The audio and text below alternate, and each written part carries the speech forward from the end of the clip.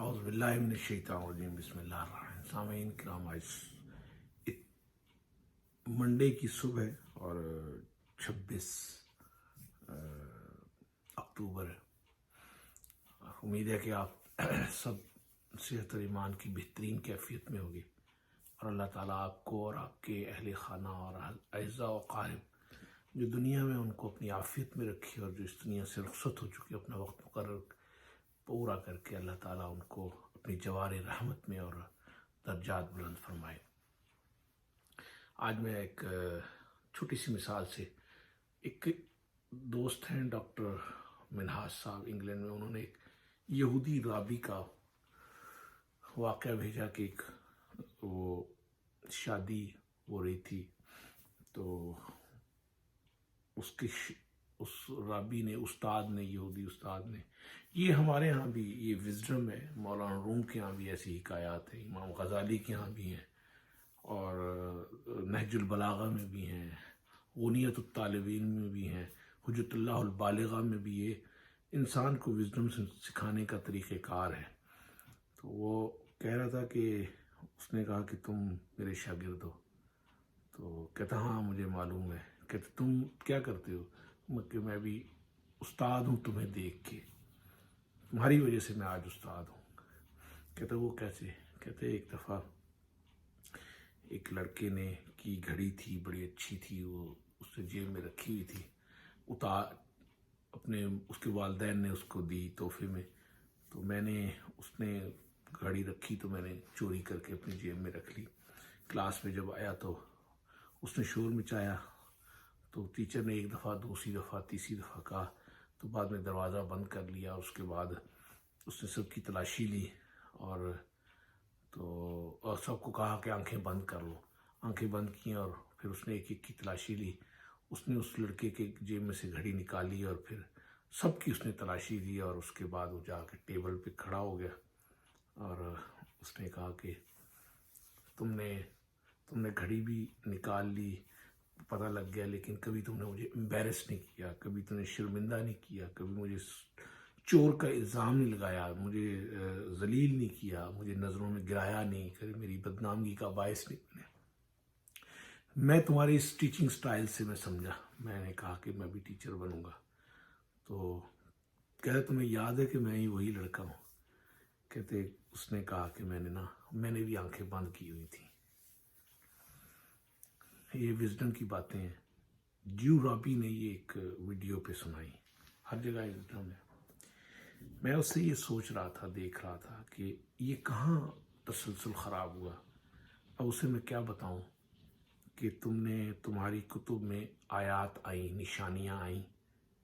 اور اس کے بعد تم نے پہلی نشانی حقیقت کی جو اللہ کے ایک continuity of the prophet, wisdom of the prophet تھا، پروفیسی تھی، اس کو بریک کیا حضرت عیسیٰ پہ، اور پھر اس کے بعد تم نے بریک سب چیزیں کر دی۔ اس کے باوجود کہ تم وزڈم کے پہاڑ ہو، تم دنیا کے اندر جہاں بھی جاتے ہو، جب بھی پیدا ہوئے ہو، تو تم نے اس کو پیسوں کا، ٹیکنالوجی کا، اور آج جو اسرائیل دنیا میں سکیٹرڈ تھی یہ پچھلے 1200 سال سے، 1300 سال سے، لیکن وہ ایک لینڈ نہیں پا رہے تھے۔ آج ان کو لینڈ ملی ہے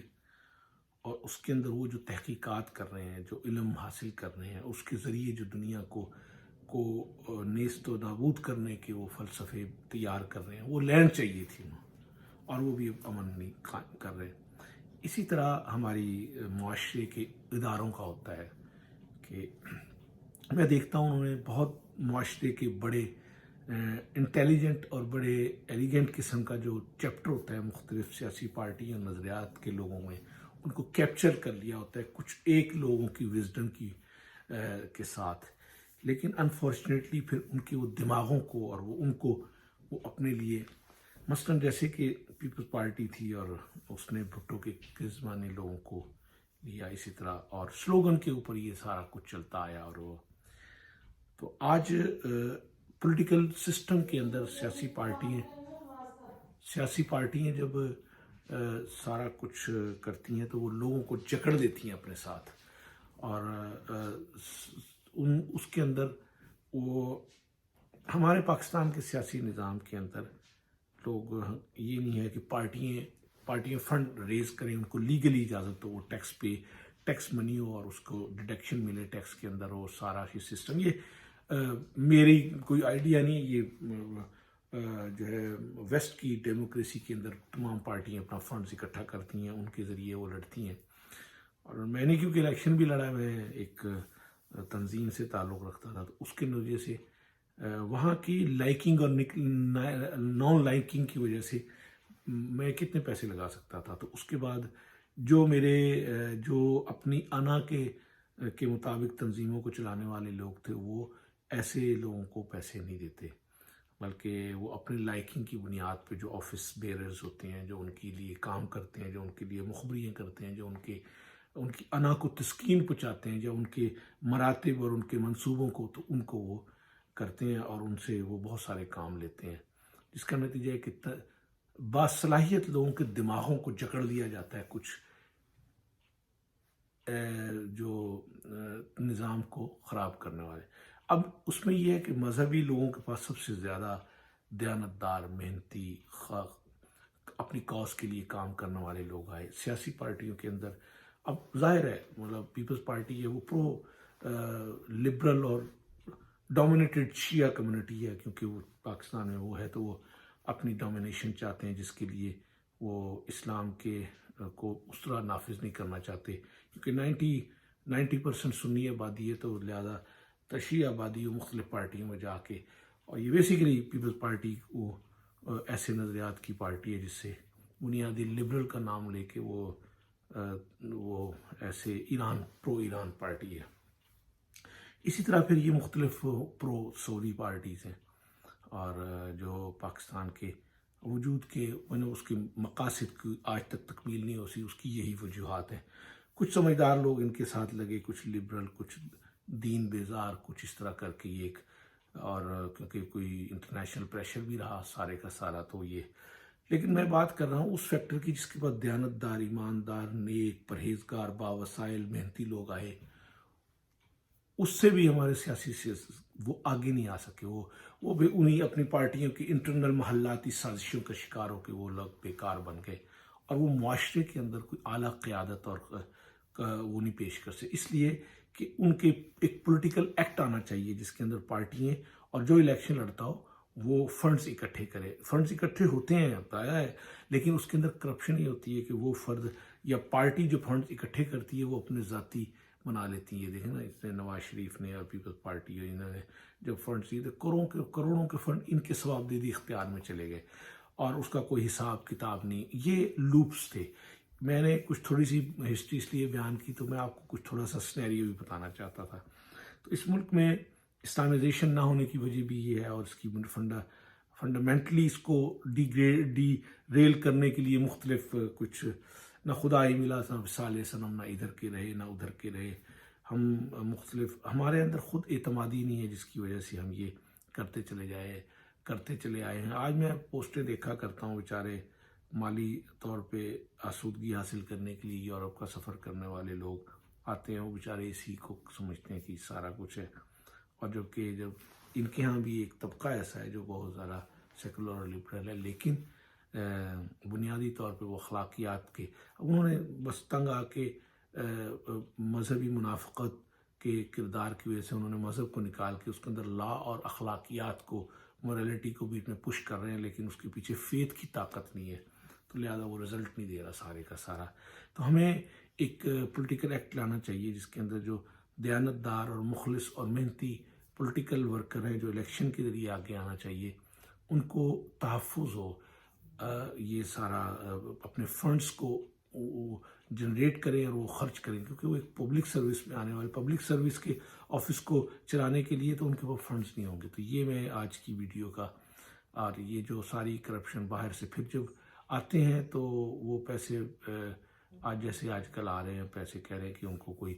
اینٹی پاکستان لابیز دے رہی ہیں، سارا کچھ کر رہے ہیں، تو اس کا بھی بیلنس ہو جائے گا.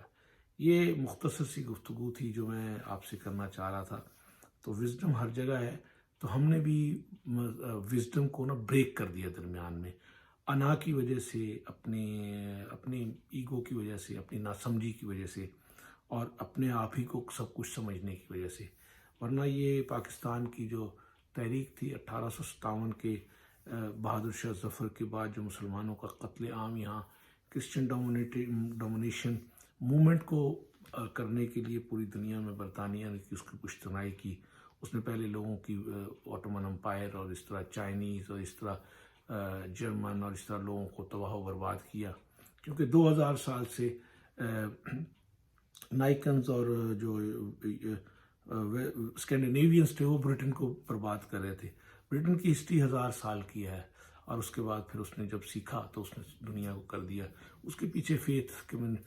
تو کرسچینٹی تھی، بس اس نے لگا کہ اس کو کرنا شروع کر دیا. لیکن آج حقیقت اسلام کی کو بھی انکار کر رہے ہیں، اور اس معاشرے کی اس سے بربادی ہے. لوگوں کو سمجھنا چاہیے، لوگوں کو ڈائیلاگ کرنا چاہیے. ڈائیلاگ سب سے اچھی، یہ میرا خیال ہے. میں ذاتی طور پہ میں کوئی حتمی بات نہیں کر رہا، لیکن میرا خیال ہے، یہ میری جو مطالعے کی بنیاد پہ، تو لہذا میں یہ گزارش کروں گا کہ ڈائیلاگ کو اور دیکھنے کی ضرورت ہے، اور اس کے بعد نظریات کو سمجھنے اور اس کو عمل کرنے کی، اس طرح میں پولیٹیکل میں ریفارم کرنے کی ضرورت ہے. اور مجھے امید ہے کہ اس کا پازیٹیو امپیکٹ ہوگا اور آپ اس کو پسند بھی کریں گے. اللہ تعالیٰ پاکستان کے حالات اور پوری دنیا میں امن نافذ کرے، اور امن پسند لوگوں کو دنیا میں غلبہ دے، جو صحت اور ایمان اور صحت کے ساتھ معاشرے کے اندر پیس کا کام کریں، اس کو فروغ کریں، اور اس میں سے کرپشن اور عام آدمی تک اس کے جو ہے نا اثرات پہنچے. اسی پہ میں اپنی گفتگو کا اختتام کرتا ہوں. شکریہ. السلام علیکم ورحمۃ اللہ.